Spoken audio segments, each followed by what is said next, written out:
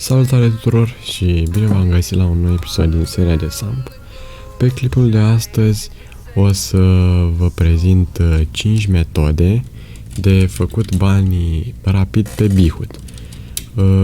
Bun, haideți să începem, stați așa, cred că mi-am luat de sync.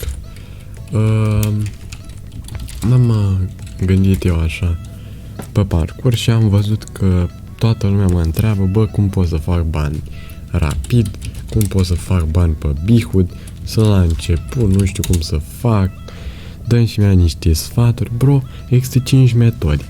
Bine, eu acum fac un top pentru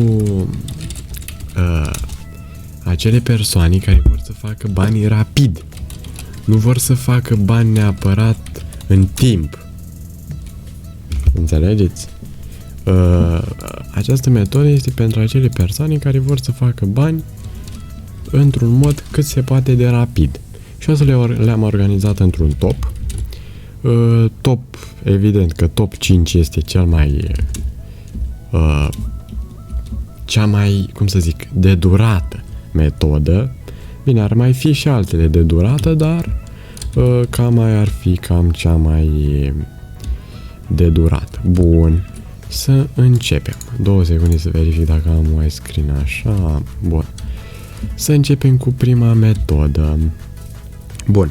Prima metodă, și anume top 5, adică cea mai încetinită metodă, cum ar fi, care se face într-un timp mai îndelungat, este să munciți la job. Aveți, după cum vedeți, slash jobs, destule joburi, 16 joburi la care vă puteți duce și la care puteți munci. Bun. Sfatul meu e că metoda asta e una de nu neapărat rapiditate, de aceea am pus-o și pe ultimul loc. E o metodă care îți aduce niște bani constant atâta timp cât muncești. Dacă nu muncești, nu poate să-ți aducă bani. Ce joburi vă recomand? Evident, fish, farm, cam astea sunt ce vă recomand. Tracker, de la skill 3, nu știu, am impresia la tracker să nu vă luați curse nici mici, nici mari, ca să vă expire și delay-ul. În fine, trecând mai departe, asta ar fi prima metodă pe care vă sfătuiesc să o folosiți. 2 secunde să verific și eu dacă filmează, totul e bine. Următoarea metodă, cea de pe locul 4, este să faceți afaceri. E mult spus afaceri, pentru că afacerile pot să fie făcute în mai multe moduri. Afaceri cu mașini, afaceri cu bizuri, afaceri cu PP-uri, etc. Eu acum mă refer la afacerile cu mașini, mai exact afacerile cu infernusuri. Adică vă luați un infernus stock, să zicem vă luați cu 1.4 miliarde, 1.5 maxim, 1.45 să zicem, așa, și îl vindeți cu 1.7, 1.6, 1.8, scoțând astfel 300, 200, 400 de miliarde, 400 de milioane profit, da? Bun. Prin asta, tu dacă faci, asta nu e o afacere, de-aia și pus-o. Nu e o metodă care îți aduce niște bani foarte rapid, de-aia am și pus-o pe locul 4, pentru că trebuie să stai ceva. Adică nu poți să spui că într-o oră ai și cumpărat, ai și vândut un inf. Pentru că nu mereu se întâmplă chestia asta, adică, na. Poate pici, poate nu, poate aștepți un preț mai bun, depinde de fiecare. E o metodă care îți aduce bani. Scrisul ăsta mă cam enervează. Așa. Dar nu ți aduce niște bani instant, știi? Bun. O altă metodă pe care vă recomand să o folosiți este cea cu crate-uri. Adică, după cum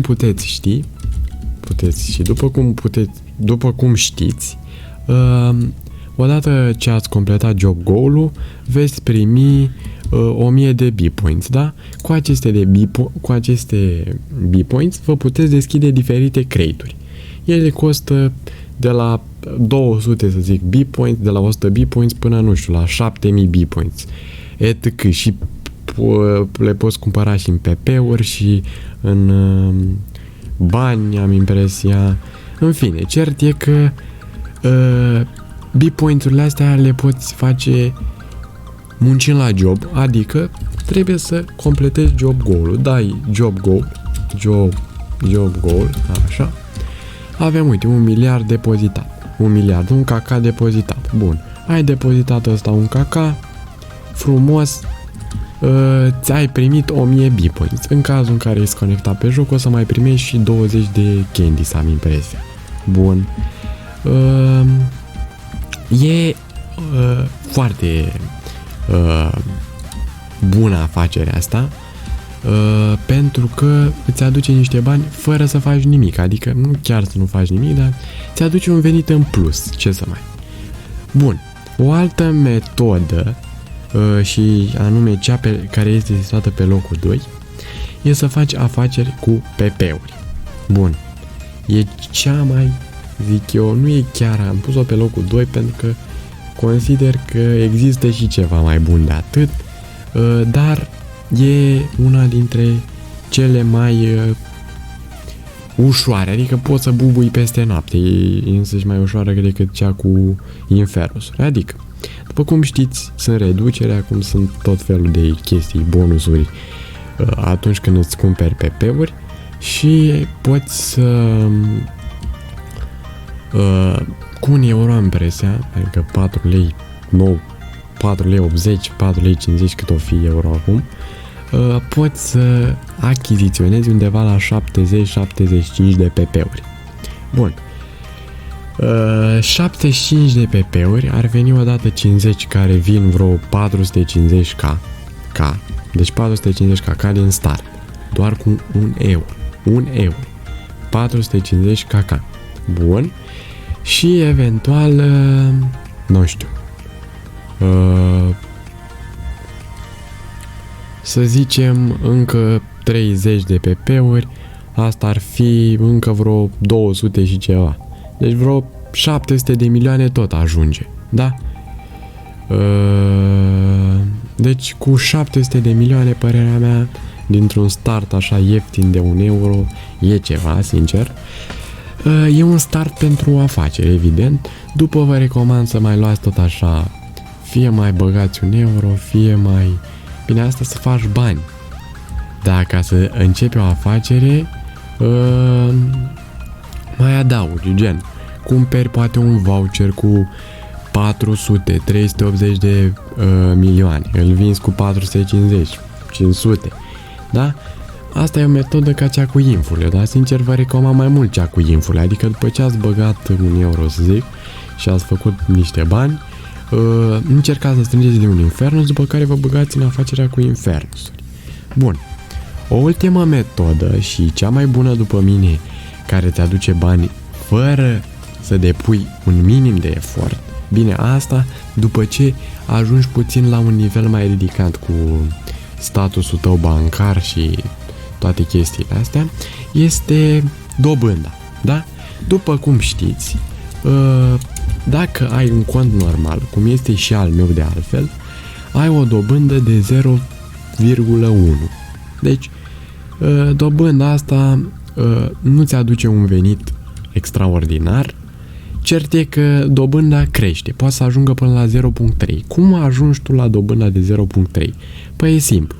Pentru dobândă de 0,2 trebuie să îți achiziționezi din shop account upgrade premium account, care scrie aici clar beneficii, interes 0,2, adică la Payday în loc să primești 0,1 o să primești 0,2, adică o să primești mai mulți bani.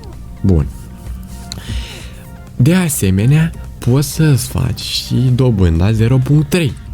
Fapt ce este extraordinar, adică o să primești mult mai mulți bani la Payday, asta e clar.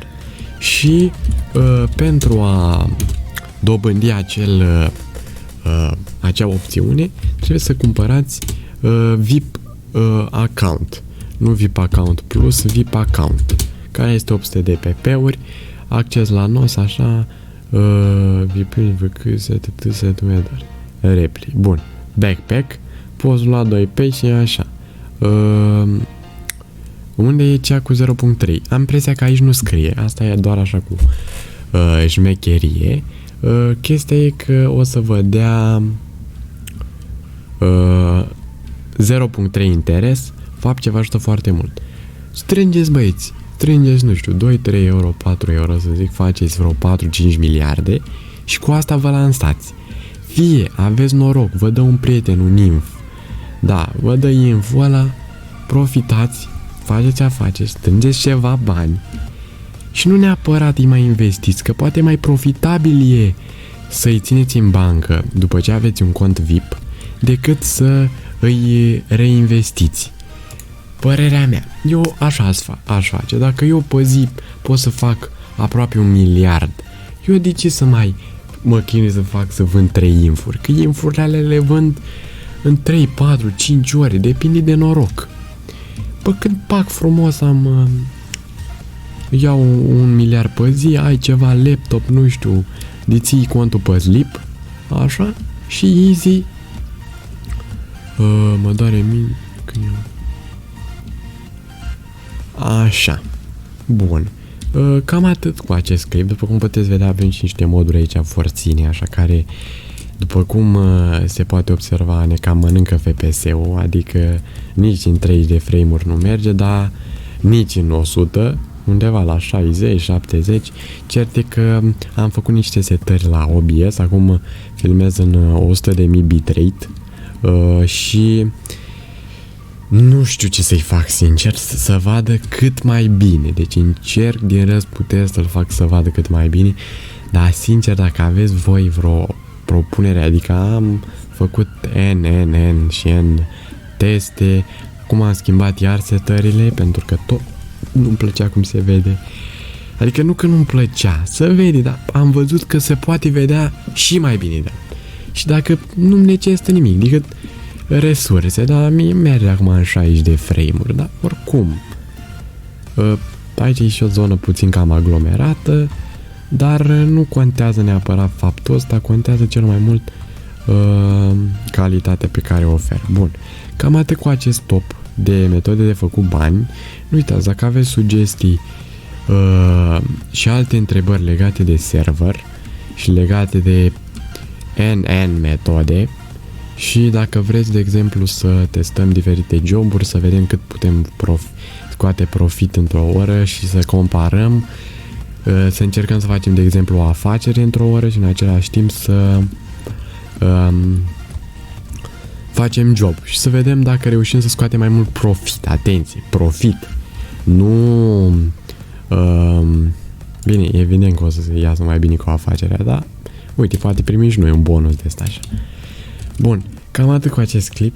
Eu am fost Mădălin și noi ne revedem data viitoare. Salut!